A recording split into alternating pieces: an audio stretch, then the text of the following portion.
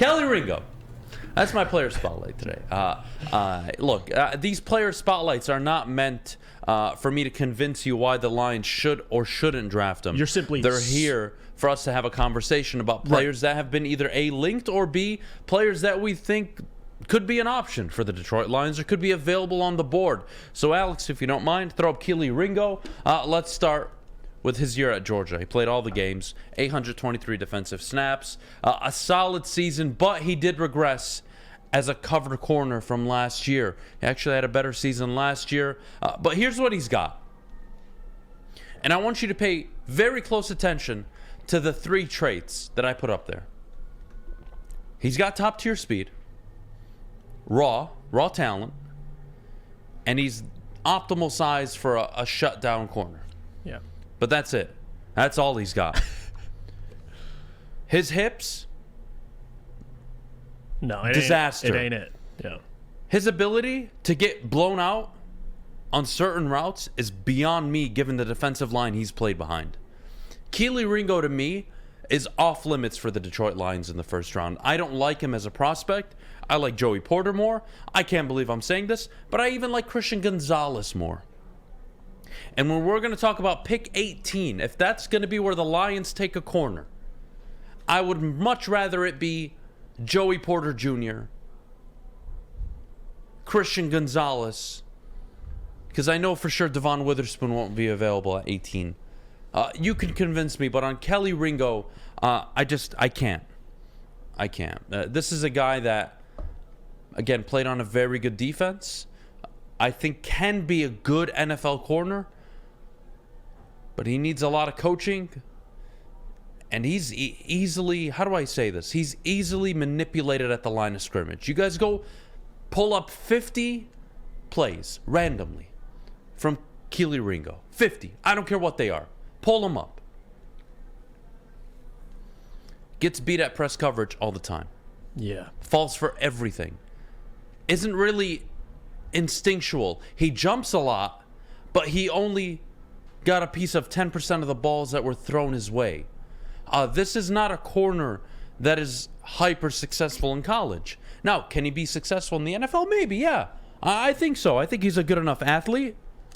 But to me, for the Lions, which is the way I'm looking at everything, this is a guy that's going to be off my board. I don't think even at 18, if he's available, I'm going to even consider it. And you want guys that are going to step up to the plate. Like for Ringo, the negative is he's facing good route runners or elite route runners at the collegiate level. He gets toasted. Like Marvin Harrison Jr. I mean, you can even pull up the JMO tape. There's a lot of things wrong there. But still, the consistency is a big thing for me with Ringo. And on top of that, to play with that defensive line and to still be exposed at times, it is worrying. And that's why I think Ringo will fall. Liked him a lot before the season, and the more tape, the more Georgia football I tuned into, you saw plays, great plays by Ringo, but then you saw moments where you're like, ooh. I mean, we're familiar with those types of corners in Detroit. I need a number one Yes, corner. you do.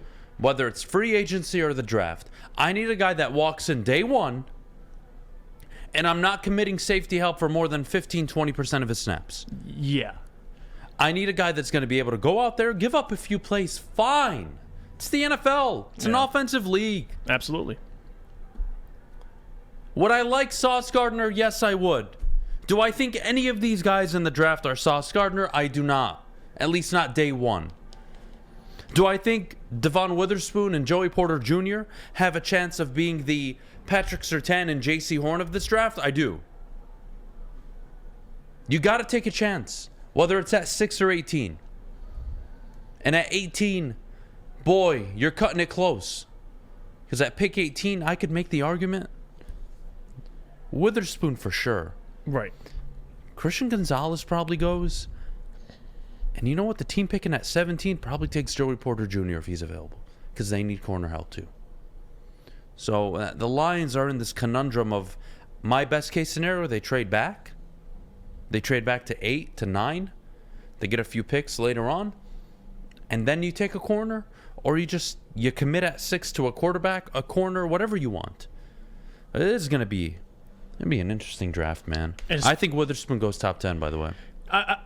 I can see that. On top of that, too, I think Emmanuel Forbes will start rising up draft boards when the combine gets here and you see guys test. So right now, with all the good corners available, I mean, you could argue 3, 4, maybe even 5 corners you like in this draft. And Ringo, where he falls on that in that list, I mean, like you kind of alluded to it. Witherspoon, you got Gonzalez, obviously out of Oregon. There's some good guys. So, again, you got Joey Porter Jr., you got Emmanuel Forbes now. I think he'll be an early second, but still, depending how the combine goes, and I think Ringo will test well, but when you watch that tape, it is concerning. And I think other guys do have better tape with less talent on their defensive lines, respectfully, still playing in the SEC. So we'll see.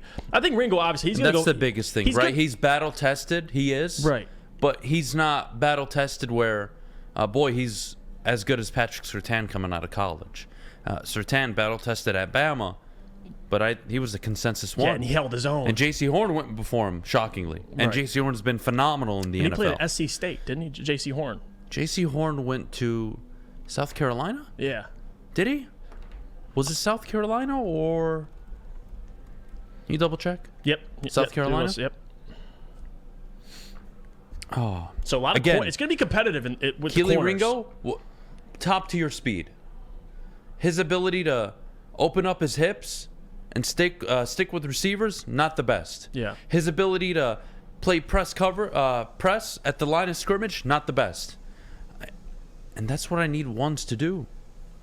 I need ones to either give separation, be able to stay up with these receivers, or get at the line of scrimmage in their face and make them uncomfortable. Yeah, and I don't think he does either at an elite level yet. And you're correct. And I think people talking about Cam Smith is rightfully so. Another corner playing at SC State. There's a lot of good corners, man.